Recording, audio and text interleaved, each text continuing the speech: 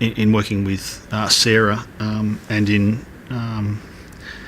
over a few different times, the main purpose has been looking at that team dynamic on both a total organisation lens and then the team dynamic among the players themselves.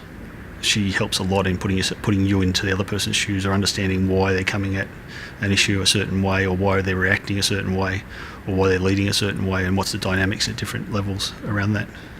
I think also Sarah has a good balance between understanding that organisations need to make a profit. Organisations that make good profits means that good returns, or equally just meet whatever their goal is. Not every organisation is designed to make a profit, but if they meet their individual goals, that means they have more ability to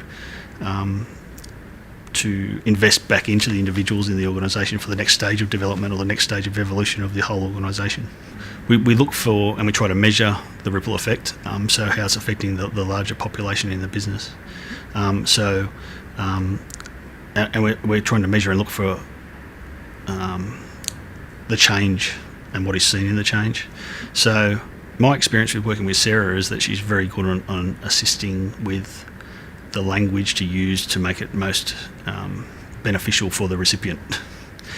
We often we word things in our own frames and with our own biases, but she's very good at identifying how people will react to different phrases and how to coin those phrases and how to look at those aspects of the conversation to try and minimise the reactivity of the individual. She would have worked with a lot of different types at this level for long enough to have seen a lot of it before, and so I think that's also important, that it's time efficient in getting to the goal.